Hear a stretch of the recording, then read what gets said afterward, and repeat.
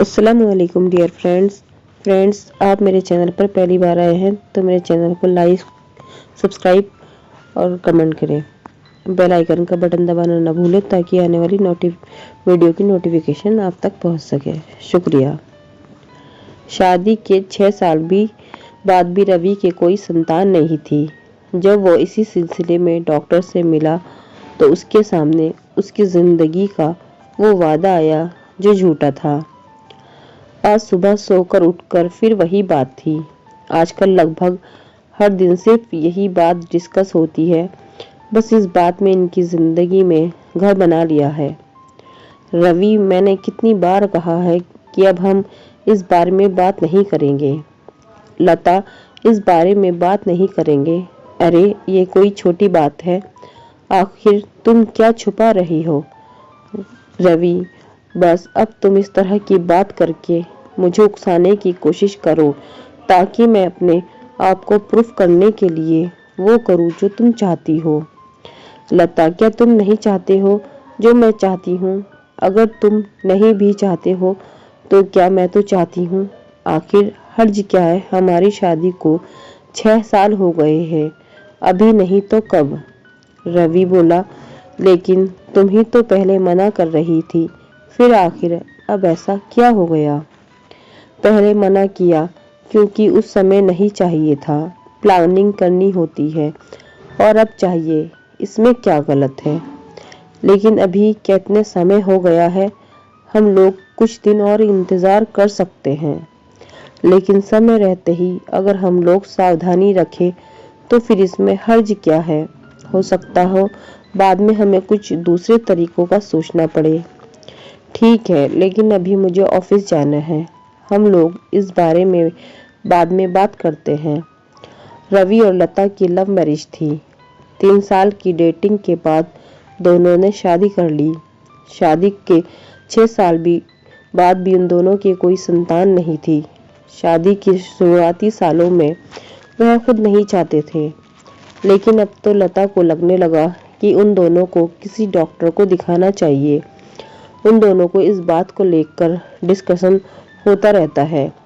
2 महीने बाद लता रवि को इस बात के लिए राजी कर ही लेती है।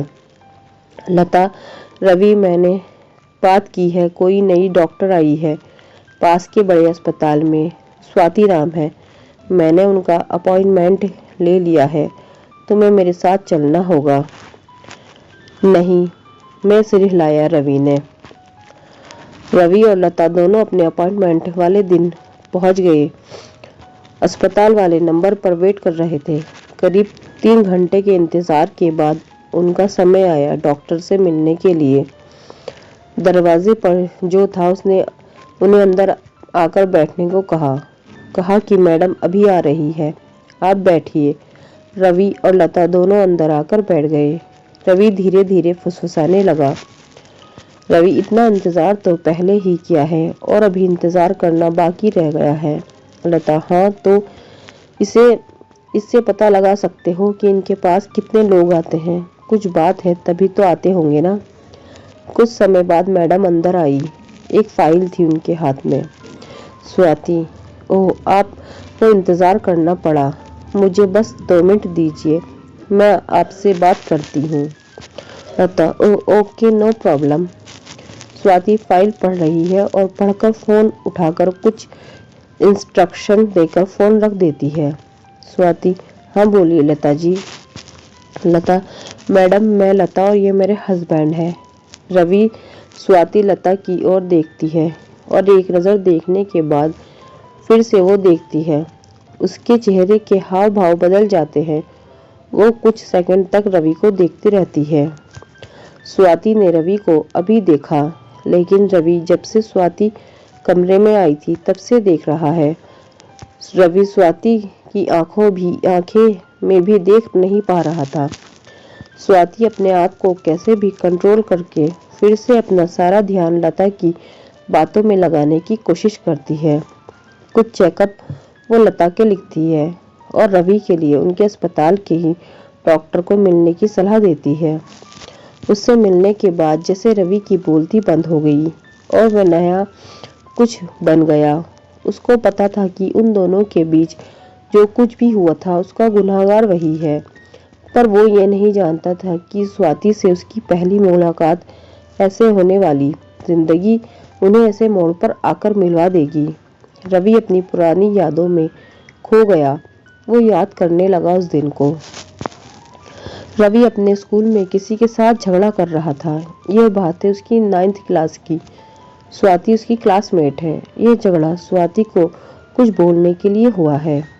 बात कुछ बढ़ती देख स्वाति को बीच में आकर रवि को रोकना पड़ता है। स्वाति, अरे रवि रुको, बस हो गया। उसने मुझे सुनाया तो मैंने भी उसे सुना दिया। अब बात को खत्म करो। क्यों बहस कर रहे हो? बात को बढ़ा रहे हो। मैं बात को बढ़ा रहा हूँ, तुम्हारे लिए मैं बोल रहा हूँ और हर बार तुम मुझे ही बोलती हो। मत बोल तू मेरे लिए, मैं अपने लिए बोल सकती हूँ।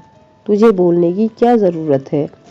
इस बात को लेकर अब रवि और स्वाति में बहस होने लगी और वे एक दूसरे से बात करना बंद कर देते हैं। लेकिन फिर स्वाति रवि को हर बार की तरह मना लेती है। शुरुआत में रवि थोड़ा भाव खाता है, लेकिन फिर वो मान जाता है। रवि और स्वाति दोनों बेस्ट फ्रेंड थे। स्कूल के बाद भी दोनों की दोस्ती बनी रहती है। दोनों को एक दूसरे के अलावा किसी की जरूरत नहीं होती। अपनी ही मस्ती में वो मस्त रहते हैं। रवि अपनी पुरानी बातों में खोया हुआ था कि तभी उसे आकर लता हाथ लगाकर होश में लाती है। लता, कहाँ खोई हो? खाना बन गया है, कब से आवाज लगा रही हूँ। रवि उठकर बैठ जाता है। आखिर इतनी अच्छी दोस्ती थी, फिर भी रवि की जिंदगी में आज लता है, स्वाति क्यों नहीं। रवि का दिन अब पहले जैसा नहीं रहा। वो सिर्फ ख्याल में ही खोया था। वो अपने ऑफिस में जाने के लिए निकला जरूर था, लेकिन वो गया अस्पताल स्वाति से मिलने। अस्पताल में स्वाति के कैबिन के बाहर जाकर उसने अंदर जाने की कोशिश की तो बाहर खड़े शख्स ने उसे रोका और कहा कि सर, आप अंदर नहीं जा सकते अपॉइंटमेंट के बिना। रवि ने कहा, मैडम से मिलना मुझे जानती है, कहो कि रवि आए हैं। जब वो अंदर जाकर मैडम से पूछ कर आया तो बोला कि मैडम ने बोला है कि आप जिसके पास अपॉइंटमेंट है सिर्फ उसे अंदर आने दो। रवि को थोड़ा बुरा लगा। उसे समझ आ गया कि स्वाति को अब उससे बात करने में कोई इंटरेस्ट नहीं है। रवि छोटा सा मुंह बनाकर वहां से निकल गया। रवि अपने ऑफिस गया। दिन भर बस यही सोचता रहा, उस पल को याद करता रहा जब स्वाति मेडिकल एग्जाम की तैयारी के लिए अपने शहर से बाहर जाने वाली थी। रवि की फैमिली वो शहर छोड़ रही थी क्योंकि उनके केवल एक संतान थी रवि। उन्हें लगा कि जहां रवि की आगे की पढ़ाई होगी तो वो भी वहीं रहेंगे।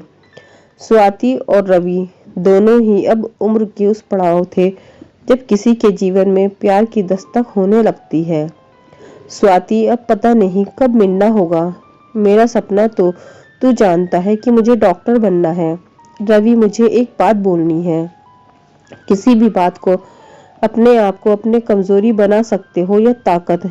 मैं आज तुझसे एक वादा लेना चाहती हूँ। रवि, क्या वादा? स्वाति, देख, ये तुझे भी पता है और मुझे भी कि हम दोनों अब सिर्फ दोस्त नहीं बल्कि प्यार है। और मुझे यह भी पता है कि तू बोलेगा नहीं, मुझे ही बोलना पड़ेगा। मैं तो आज बोल रही हूँ, आई लव यू। लेकिन यह एहसास हमारा है। हमारे माँ बाप ने हमारे लिए कुछ सोचा है, उनके भी सपने हैं। मैं चाहती हूँ कि हमारा प्यार हमारे फ्यूचर के आगे ना आए, कमजोरी नहीं हमारी ताकत बने। हम दोनों पहले कुछ बन जाते हैं, फिर साथ होंगे, खुश होंगे। मैं तुझसे यह वादा करती हूँ कि मैं तेरी हूँ। क्या तू भी मुझसे प्यार करता है? रवि, तेरे हर बात मुझे मंजूर, पक्का वादा। और हाँ, लव यू टू। मैं शायद ही कह पाता, तूने सही सोचा। इतना कहकर दोनों ही ने हग किया। स्वाति की आंखों में आंसू थे। स्वाति, देख, मुझसे ज्यादा सुंदर कोई मिली और तू गया ना तो तुझे मार डालूंगी। रवि इन बातों में खोया ही था कि उसके फोन पर रिंग बजती है। कोई अननोन नंबर था। रवि फोन रिसीव करता है। वो फोन स्वाति का होता है।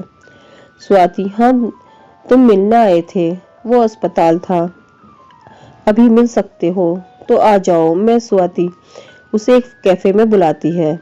रवि और स्वाति अब एक दूसरे के आमने सामने हैं। रवि, कैसी हो? जैसा तुम छोड़ के गए थे वैसी हूँ, मैं बदली नहीं, जो बात मैं करती हूँ उस पर रहती हूँ। रवि बोला, वो मैं स्वाति, कुछ कहने या समझाने की जरूरत नहीं है, मैं ही पागल थी, समझा। जैसे मैंने सोच रखा है वैसा तुम भी पक्का मेरे लिए सोच रखोगे। तुम्हारे लिए बहुत रोली, लेकिन तुम्हारे उस प्यार ने मुझे ताकत भी दी। मैं आज जो बन गई डॉक्टर। मैंने कई सपने सजा लिए थे कि तुमसे मिलूंगी तो ऐसा करूंगी वैसा बोलूंगी, लेकिन तुम मिले ही नहीं। समझ आया मुझे तुम्हारी पत्नी को देखकर, अच्छी सुंदर है। अब मुझे पता चल गया कि तुम क्यों नहीं मिले। चलो कोई बात नहीं, मैं अभी उस जोन से निकली नहीं, इसलिए शादी नहीं कर पाई। पता नहीं आगे क्या होगा, लेकिन तुम्हारे लिए खुश हूँ। और थोड़े बहुत इलाज की जरूरत है, उसके बाद तुम दोनों को बच्चे भी हो जाएंगे। मैंने रिपोर्ट देखी है। रवि कुछ बोल नहीं पाया। स्वाति, चलो कोई बात नहीं, इतने साल बाद मिले हो, अच्छा लगा। अब हम दोनों के रास्ते अलग हैं। अब उस बात को लेकर तुम्हें अपना प्रेजेंट खराब नहीं करना चाहिए। तुम हर बात इतनी समझदारी की कैसे कर लेती हो? मेरे कुछ कहने से पहले ही सब बोल देती हो और समझ जाती हो। मेरे लिए कुछ सोचने की जरूरत नहीं है, डॉक्टर हूँ। और हाँ, अगली बार मेरे क्लिनिक में आओ तो अपॉइंटमेंट लेकर आना। अब मैं ऐसे ही नहीं मिल जाती। इतना कहकर स्वाति उठकर जाने लगी।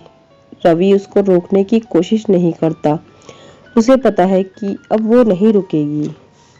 फ्रेंड्स, आपको ये कहानी पसंद आई है तो मेरे चैनल को सब्सक्राइब करें, लाइक शेयर और कमेंट करें। शुक्रिया, अल्लाह हाफिज़।